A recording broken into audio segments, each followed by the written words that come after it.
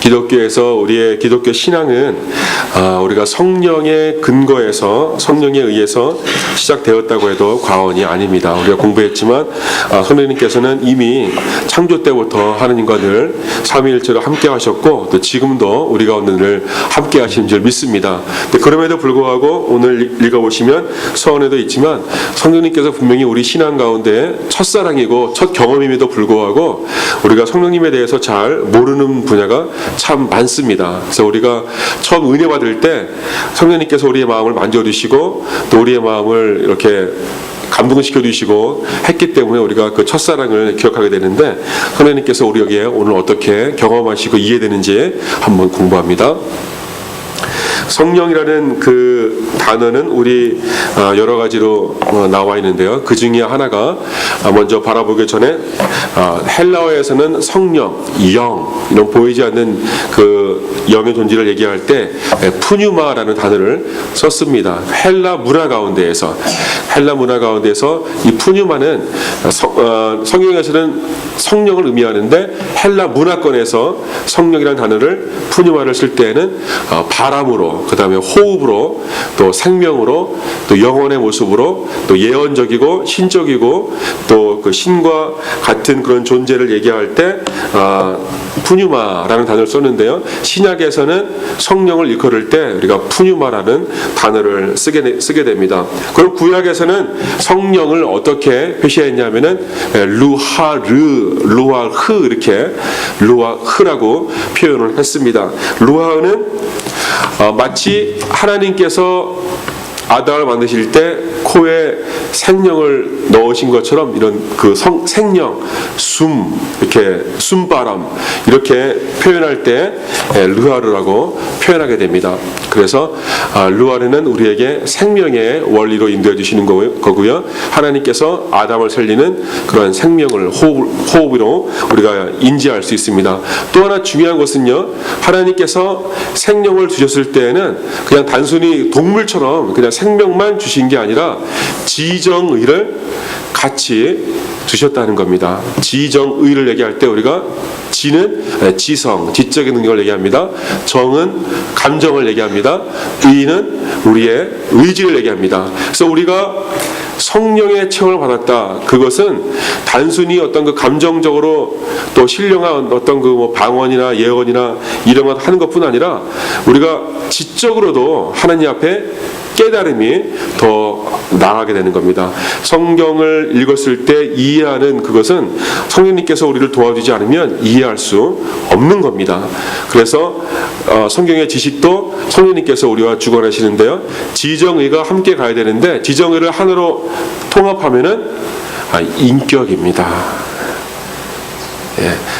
신앙생활을 하면서 인격의 변화가 없으면 그것은 예수님 닮아가는 모습이 아닙니다. 제가 예수님 처음 믿었을 때 5년 전에 10년 전에 돌이켜봤을 때 예수님 믿기 전에 나의 인격적인 모습과 지금 나의 모습 5년, 10년 혹은 20년 지난 나의 인격적인 모습이 서서히 바뀌어갈지 몰라도 바뀌어가지 않으면 우리가 성령님과 온전한 교제가 없다고 해도 과언이 아닙니다. 내가 갖고 있던 내가 전날에 이걸 고쳐야지 나의 잘못이야 이렇게 깨달은 것들이 여전히 남아있다면 여러분들이 지정의를 확인하셔서 계속 공부하시고 노력하시고 또 지식을 쌓으시고 또 감정적으로 처리하시고 또 의지적으로 고치셔서 우리의 인격이 깎아져 나가야 됩니다. 이렇게 깎아져 나가야 됩니다. 상류에 있는 조약들은 이 모가 많이 남아있죠. 그렇죠? 모가 투박하게 모서리가 뾰족하게 있지만 하류로 굴러내려올수록 모가 다 이렇게 없어져서 나중에 하류에 있는 돌들은 둥글둥글한 자갈돌이 되지 않습니까? 우리의 그 모난 성격들이 깎여야 됩니다. 깎이려면은 거센 물에 씻겨 내려가면서 옆에 있는 돌과 부딪히기도 하고 치기도 하고 소리를 내고 이렇게 문제가 있지만 그렇게 해서 궁극적으로 우리가 다 깎여진 모나지 않는 그런 인격체로 되어야 할 줄로 믿습니다. 그것이 바로 하나님의 신의 성격에 참여하는 거고요. 성령의 열매를 맺혀가는 겁니다. 오래 참는 것, 온유하는 것, 생각해 보세요. 사랑하는 것, 양선, 착한 것, 자비하는 것, 이런 열매들이 우리 가운데 맺혀질 때 그것을 통틀어서 우리가 인격입니다. 인격. 우리의 인격이 더 성숙하게 나아가야 됩니다. 나아가야 됩니다. 저는 그래서 전도할 때 정말 저 사람은 교회 나면 참 좋겠다 그런 생각 있잖아요. 그렇죠? 말도 참 절제하고 또 성격도 온화하고 그런 분들이 있는데 예수님을 믿지 못하면 너무 안타까워요. 저런 분들이 예수님을 참 믿으면 그 좋은 성격에 예수님만 참 믿으면 정말 그 아름다운 모습으로 돼갈 수 있는데 근데 그 반대도 있지 않습니까? 그렇죠? 네.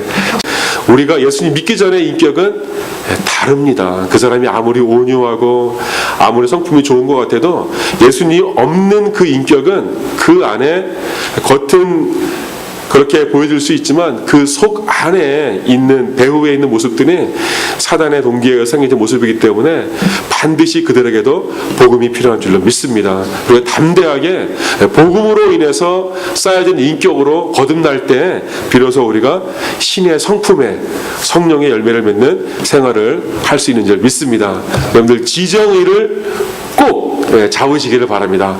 책 좀 읽으세요. 제발. 성경도 읽으시고 책 좀 읽으시고 좀 신문도 좀 두루두루 보시고 그렇게 하셔서 꼭 좀 지식을 좀 쌓아가시기를 좀 바랍니다. 칼바르트라는 그 신학자가 한 손에는 성경을 한 손에는 신문을 제발 좀 신문 좀 보라고 이렇게 얘기를 했어요. 한 손에 성경을 한 손에 신문을 이렇게 얘기할 정도로 우리 기독교인들이 지식을 쌓고 세상을 좀 봐야 한다는 겁니다. 성경만 봐서는 안 되고 같이 봐야 한다는 겁니다. 칼바르트가 20세기의 신학자라고 대표하는 그런 위대한 신학자입니다. 여러분 꼭 공부하시고 많이 읽으세요. 틈나면 요즘에 보기 쉽잖아요. 그렇죠? 다운로드받아서 책 볼 수도 있고 시 볼 수도 있고 보셔서 여러분 지식을 쌓아야 됩니다. 지식에 목말라 해야 됩니다. 자, 그리고 다음 르하르는요, 효력을 지닌 하나님의 능력을 얘기할 때 쓰입니다. 창조의 능력, 그 다음에 내적인 본성을 얘기할 때 얘기합니다. 인격을 얘기할 때 르하르를 씁니다. 여러분 성령의 체험이 있었다. 그것은 인격의 변화를 동반하는 줄 믿습니다. 인격이 변해야 됩니다. 자, 신약에는 똑같이 푸뉴마라는 단어를 쓰고 있는데요. 자, 마태복음과 마가복음에 어떻게 쓰이는지 보게 되면요. 악령을 얘기할 때에도 또 인간의 영을 얘기할 때 똑같이 푸뉴마를 썼는데요. 특별히 하나님의 능력으로서 푸뉴마라고 얘기할 때는요. 인간의 능력을 초월하는 그러니까 슈퍼내추럴한 그런 능력이 있을 때 영의 능력이 있을 때 그것을 우리가 푸뉴마라고 표현을 했습니다. 여러분 성령의 체험이 있을 때에는 우리의 인간의 생각을 뛰어넘는 겁니다. 여러분 우리가 책을 많이 읽고 지식이 있어도 우리의 사람의 지식으로 생겨난 지식과 하나님께서 말씀과 또 지식을 통해서 주시는 그 지혜, 영적인 지혜는 차원이 다릅니다. 그것은 슈퍼내추럴한 초자연적인 지식인 겁니다. 성경을 통해서 오는 지식을 여러분들이 그 지혜를 받기를 바랍니다. 여러분 하나님을 경외하는 것 그것이 바로 지식의 근본이라고 했습니다. 우리가 많은 정보, 책, 서적을 같이 읽으면서 같이 성경과 같이 가게 되면 우리가 초자연적인 지식을 얻게 되는 겁니다. 그럴 때 우리가 신약에서 푸뉴마라는 단어를 쓰게 됩니다. 또 성령의 여러 가지 형상들이 있습니다. 소경을 낫게 하시는 예수님의 능력, 성령을 통해서 방언하는 것, 성령을 통해서 예언하는 것, 성령을 통해서 죽은 자를 살리는 것, 이것들이 바로 메시아가 도래했다는 사인이었습니다. 그럼에도 불구하고 바리새인 사두개인들은 예수님을 메시아로 인정하지 못하죠. 성령의 역사는 바로 예수님께서 도래하신 그 얘기를 우리에게 주셨는데요. 지금은 교회의 시대, 은혜의 시대, 성령의 시대인 줄 믿습니다. 지금 우리가 간구만 하면요, 성령을 쏟아 주십니다. 간구하면 주님께서 주십니다. 지금은 성령의 시대입니다. 성령의 시대가 교회의 시대입니다. 여러분, 교회를 통해서 성령 충만하시기를 바랍니다. 말씀 충만, 성령 충만, 또 기도 충만, 그렇게 해서 우리가 충만한 생활이 지금 시대에 있습니다. 이 교회의 시대가 끝나면 그 다음에는 심판이 있는 겁니다. 여러분, 이 교회의 시대에 성령 받기 좋은 이 시대에 하나님 말씀 사모하고 성령 간구함으로 성령 충만한 은혜를 체험하시기를 부탁드립니다. 자, 그리고요, 예수님은 성령을 통해서 어떻게 역사하셨냐면은 교회를 만드시고 성령 받은 사람들로 하여금 모임을 통해서 공동체를 만들게 하셨습니다. 그 공동체가 교회입니다. 여러분, 교회의 시작은 성령의 결과입니다. 성령 체험 받은 자들이 모여서 초대교회가 만들어진 겁니다. 그래서 성령은 한 번 공동체에 임했습니다. 공동체를 만들었습니다. 그 다음부터는 공동체를 떠나지 않습니다. 성령께서 한번 우리 가운데 임하신 성령은 우리 가운데 떠나지 않습니다. 여러분, 성령님을 근심하게 하는 것, 그것이 왜 그럴까요? 마치 성령님이 없는 것처럼 거짓말하는 거예요. 하나님이 없는 것처럼 다른 사람을 속이는 거예요. 그것이 바로 성령을 속이는 겁니다.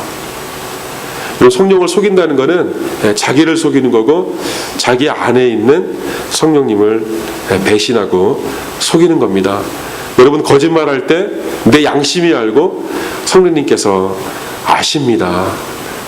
우리가 습관적으로 혹시 나도 모르는 사이에 거짓말할 수 있어요. 그렇죠?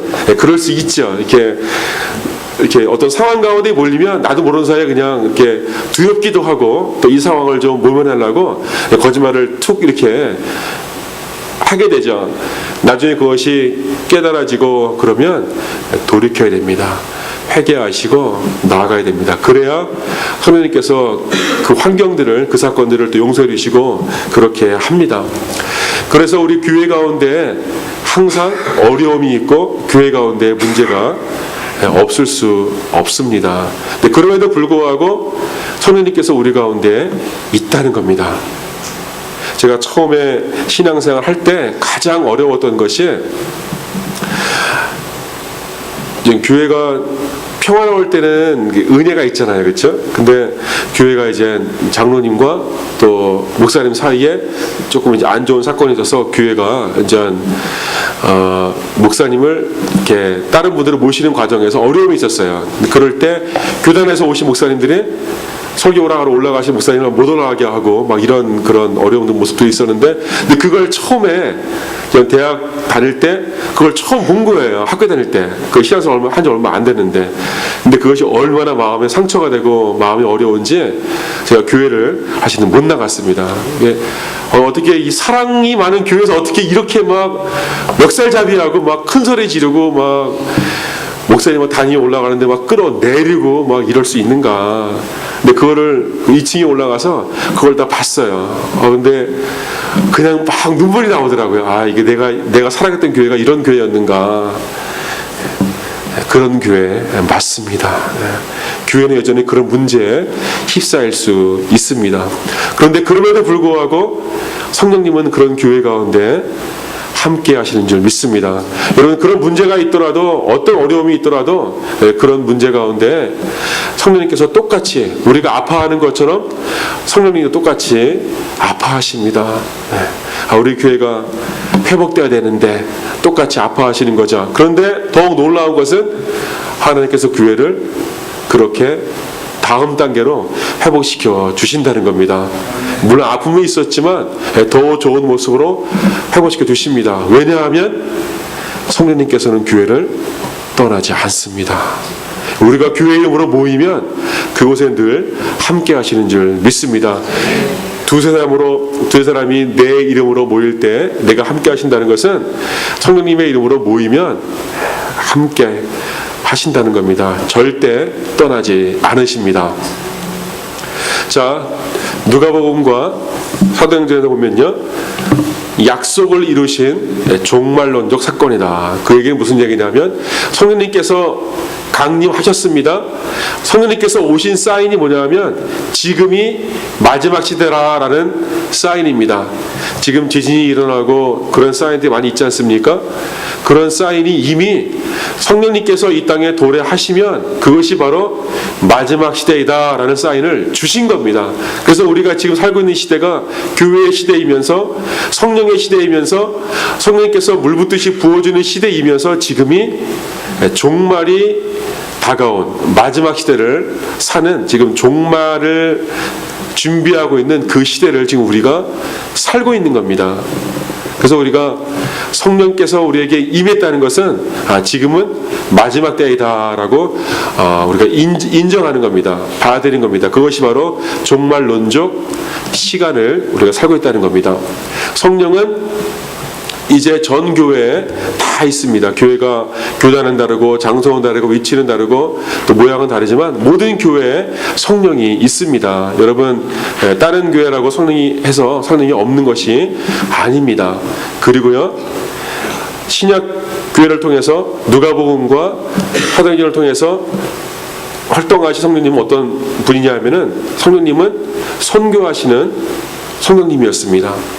선교하시고 말씀을 증거하시고 영혼을 살리시고 그런 모습으로 성령님께서 역사하셨습니다. 지금 우리가 방언을 교회에서 사용하는 것이 또는 교리적으로 제한되어 있고 하지만 선교 현장에 가면 여전히 지금도 병자들이 뻘떡뻘떡 일어나고 또 눈 뜨고 그런 현장이 지금도 벌어지고 있습니다. 저도 그런 현장을 잠깐 이제 볼 수 있는 기회가 있었는데요. 그 인도네시아에 제가 한번 한 15일 정도 가서 그때 이제 인도네시아 교회가 막 붐이 일어났던 그런 시대에 제가 방문을 해서 그 셀모케라는 걸 배우러 갔었는데, 그때 집회하는데 이분들이 이제 병이 여의치 않으니까 이제 병자들을 앉혀놓고 막 기도하고, 또 셀 모임이니까 구역 모임이죠. 구역 모임 갔는데 병자를 놓고 막 기도하는데 마침 그날 또 공교롭게도 이제 귀신 들린 사람이 또 온 거예요. 그러니까 우리는 이게 옆에서 이렇게 구경하러 가는데 그 막 거품 물고 막 이런 사람이 갑자기 막 나타나가지고 그런 사람이 기도하는데 이게 그 평신도 분이 막 이렇게 기도하시는데 모여서 같이 막 기도하는데 정말 그 귀신이 떠나고 이분이 그 회복되는 그 역사가 실제로 일어나더라고요. 그리고 또 이 배에 복수가 차가지고 막 이렇게 누워 계시는 한 분이 오셨는데 그분이 이제 같이 모여서 동그랗게 모여서 막 기도하시는데 그분이 이렇게 누워 있다가 또 뻘떡 일어나서 또 이렇게 막 간증하고 그런 모습이 이게 급박하니까 일어나더라고요. 급박하니까. 그리고 그 교회 주변에 그 교회가 자카르타에 있었는데 아바라보 설치라고 교인이 10만 명 모이는 교회입니다. 근데 교회가 이제 아시겠지만 인도네시아는 공식적으로 그 무슬림이 98%입니다. 그런데 그 자카르타 수도에 그 10만 명 모이는 교회가 있는데 거기서 이제 크리스찬 스쿨을 프리스쿨부터 그 고등학교까지 다 가지고 있어요. 학교가. 왜냐하면 학교를 보내면 얘들이 가면은 이 코란을 배우기 때문에 교인들의 공립학교를 갈 수가 없는 거예요. 그러니까 교회에서 교과정을 다 만들어가서 거기서 이제 학생들을 가르치고 또 길러내는 모습을 봤습니다.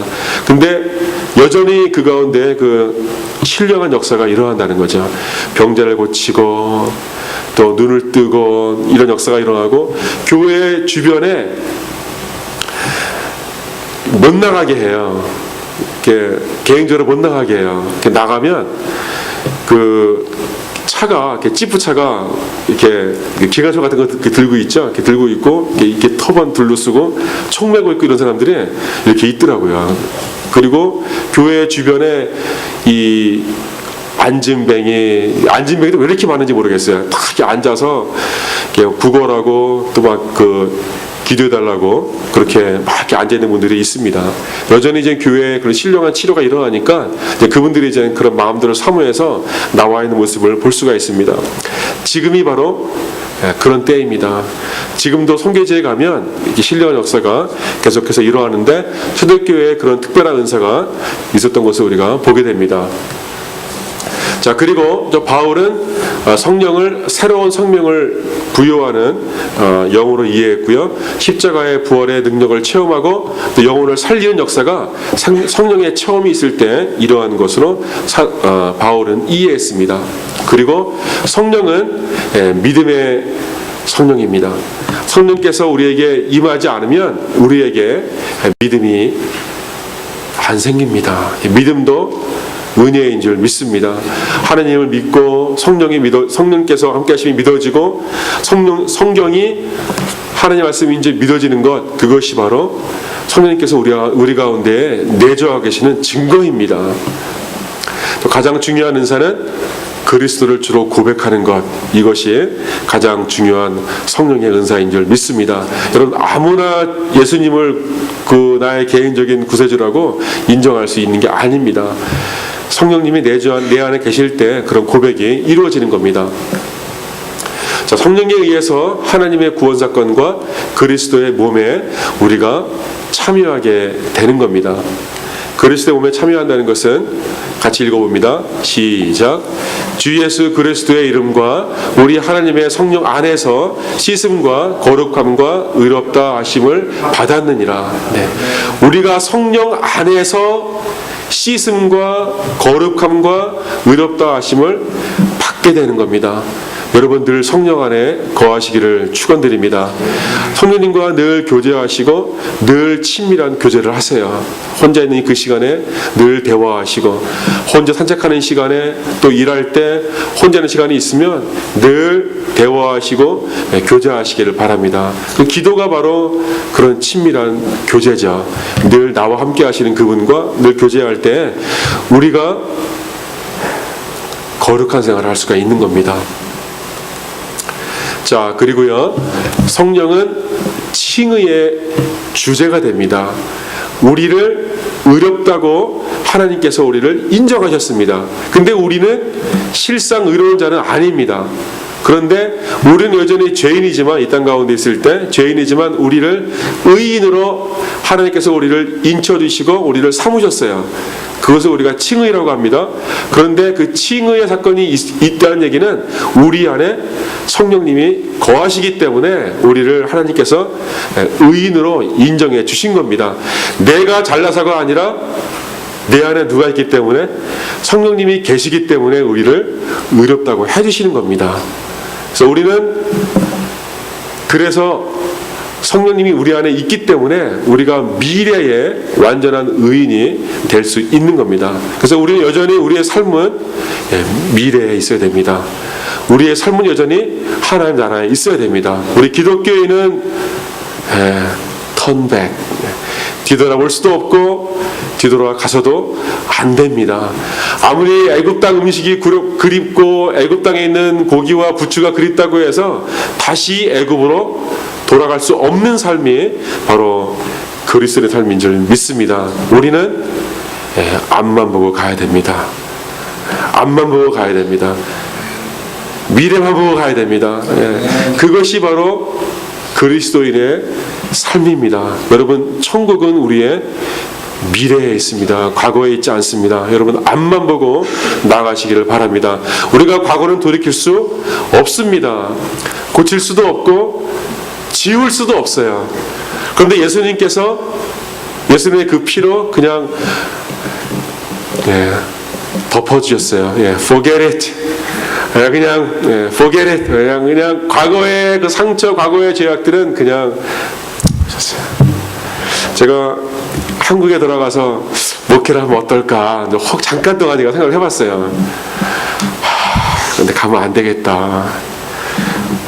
한국에서 지은 죄가 많아갖고 그때 어렸을 때 자랐던 고등학교 때부터 또 대학 생활하면서 보니까 그때 실수했던 거 너무 많잖아요. 막 정말 그 신앙 없을 때 막 다투고 싸우고 그 친구들이 지금 저를 보면은 야 어떻게 네가 목사가 됐냐 이런 말 들을까봐 그냥 여기 눌러 앉아야 되겠다. 그냥 한국 가서 설교한다고 막 가가지고 하면은 아유 저거 옛날에 아유 그냥 여기 있는 것이 낫겠다. 네. 과거는 우리 예수님의 피로 이렇게 묻지마 하고 다 덮어주신 줄 믿습니다. 우리가 앞만 보고 나아가야 됩니다. 자, 의에 대한 소망을 주십니다. 그리고 도래할 구원에 대한 완전한 구원에 대한 인식을 주십니다. 여러분 구원은 ing입니다. 여러분 우리가 구원을 절대 오해하면 안 됩니다. 구원을 한번 받았다고 해서 내가 구원받은 날짜를 정확히 안다고 해서 구원이 완전히 이루어진 게 아닙니다. 여러분 구원은 여전히 이루어져 가는 겁니다. 완전한 구원은 예수님 만날 때 완전히 이루어지는 겁니다. 여러분 완전한 구원을 위해서 우리가 날마다 나를 치고 구원을 위해서 우리가 수고해야 됩니다. 여러분 우리가 구원받은 백성이지만 구원의 완성을 이루어져가는 과정 중에 있는 의롭다 하고 칭함받은 죄인입니다. 여전히 성도는 죄인입니다. 여러분 구원의 완성을 위해서 늘 노력해야 됩니다. 여러분 지정의를 다해서 열심히 배우시고 열심히 여러분의 감정을 컨트롤하시고 열심히 의지를 가지고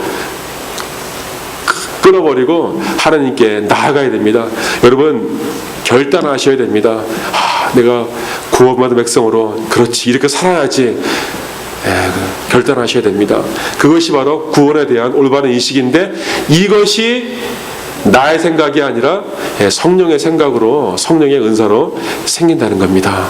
성령님이 함께 하셔야만 그런 의지가 생긴다는 겁니다. 자, 바울은요 육체를 부인하고 성령의 생각으로 삼았습니다. 우리가 여전히 두 가운데 있습니다. 성령과 육체가 두 가지가 같이 있습니다. 육체를 부인할 때 성령님이 우리의 마음에 채워주신 줄 믿습니다. 육체의 소욕을 버려야 합니다. 그래서 뭐라고 그랬습니까? 성령 안에서 행한다는 것은 믿음의 결단을 요구하는 거예요. 믿음의 결단이 없으면 의지가 없으면 성령 안에서 행하는 것이 아닙니다. 여러분 그리스도인은요 결단해야 됩니다. 의지를 가져야 됩니다. 의지를 놓치면 안 됩니다. 그래서 충성된 종이다. 충성은 의지입니다. 의지. 결단이 없으면 충성할 수 없습니다. 자, 그리고요 하나님과 이웃에 대한 응답으로 성령님께서 역사하십니다. 성령 안에 거한다는 것은 이웃을 바라본다는 겁니다. 특별히 안 믿는 자들, 그들을 향해서 기도하고 그들을 향해서 사랑하고 그들을 위해 간구할 때 그것이 바로 성령님께서 우리에게 주신 은사인 줄 믿습니다. 하나님 앞에 서고 그리고 이웃을 위해서 살 수 있도록 인도해 주시는 것, 그것이 바로 성령님께서 우리에게 주시는 마음입니다. 내가 이웃을 아는 마음이 없다면 여러분 사랑할 수 있기 위해서 여러분들의 마음을 성령님으로 회복해야 됩니다. 우리가 이 시간 찬양하며 나아갈 때 성령님께서 우리 가운데 하나님 우리의 마음을 결단할 수 있도록 성령의 마음으로 결단할 수 있도록 간구하는 마음으로 찬양하며 나아갑니다.